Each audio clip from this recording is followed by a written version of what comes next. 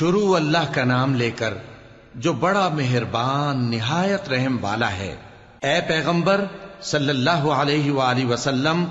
لوگوں سے کہہ دو کہ میرے پاس وحی آئی ہے کہ جنوں کی ایک جماعت نے اس کتاب کو سنا تو کہنے لگے کہ ہم نے ایک عجیب قرآن سنا جو بھلائی کا رستہ بتاتا ہے، سو ہم اس پر ایمان لے آئے، اور ہم اپنے پروردگار کے ساتھ کسی کو شریک نہیں بنائیں گے، اور یہ کہ ہمارے پروردگار کی شان بہت بلند ہے، وہ نہ بیوی رکھتا ہے نہ اولاد، اور یہ کہ ہم میں سے کوئی بے وقوف اللہ کے بارے میں جھوٹ گھڑتا ہے، اور ہمارا یہ خیال تھا کہ انسان اور جن اللہ کی نسبت جھوٹ نہیں بولیں گے، اور یہ کہ بعض بنی آدم بعض جنات کی پناہ لیا کرتے تھے تو اس سے ان کی سرکشی اور بڑھ گئی تھی، اور یہ کہ ان کا بھی یہی اعتقاد تھا جس طرح تمہارا تھا کہ اللہ کسی کو نہیں زندہ کرے گا، اور یہ کہ ہم نے آسمان کو ٹٹولا تو اس کو مضبوط چوکیداروں اور انگاروں سے بھرا ہوا پایا،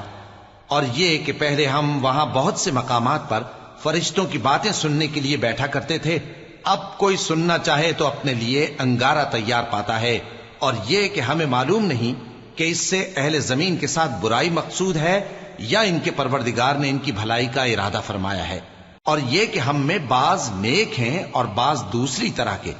ہمارے کئی طرح کے مذہب ہیں، اور یہ کہ ہم نے سمجھ لیا ہے کہ ہم زمین میں خواہ کہیں ہوں اللہ کو ہرا نہیں سکتے اور نہ بھاگ کر اس کو تھکا سکتے ہیں، اور جب ہم نے ہدایت کی کتاب سنی اس پر ایمان لے آئے، سو جو شخص اپنے پروردگار پر ایمان لاتا ہے تو اس کو نہ نقصان کا خوف ہے نہ کسی طرح کے ظلم کا، اور یہ کہ ہم میں بعض فرما بردار ہیں اور بعض نافرمان ہیں، تو جو فرما بردار ہوئے وہ سیدھے رستے پر چلے، اور جو نافرمان ہوئے وہ دوزخ کا ایندھن بنے۔ اور اے پیغمبر صلی اللہ علیہ وآلہ وسلم،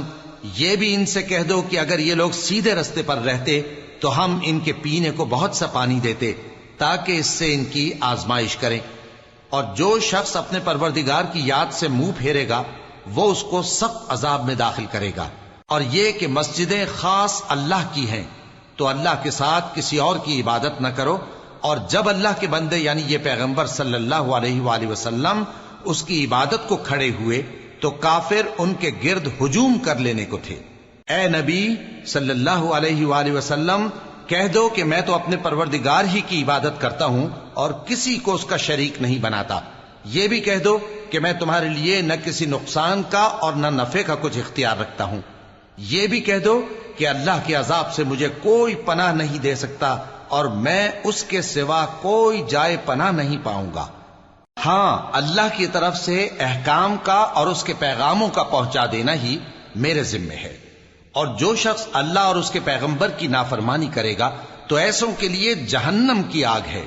وہ ہمیشہ ہمیشہ اس میں رہیں گے، یہاں تک کہ جب یہ لوگ وہ دن دیکھ لیں گے جس کا ان سے وعدہ کیا جاتا ہے، تب ان کو معلوم ہو جائے گا کہ مددگار کس کے کمزور ہیں اور شمار کن کا تھوڑا ہے۔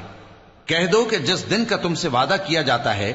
میں نہیں جانتا کہ وہ عنقریب آنے والا ہے یا میرے پروردگار نے اس کی مدت دراز کر دی ہے، وہی غیب کا جاننے والا ہے، سو کسی پر اپنے غیب کو ظاہر نہیں کرتا، ہاں جس پیغمبر کو پسند فرمائے اور اس کو غیب کی باتیں بتا دے تو اس کے آگے اور پیچھے نگہبان مقرر کر دیتا ہے تاکہ معلوم فرمائے کہ انہوں نے اپنے پروردگار کے پیغام پہنچا دیے ہیں، اور یوں تو اس نے ان کی سب چیزوں کا ہر طرف سے احاطہ کر رکھا ہے اور ایک ایک چیز گن رکھی ہے۔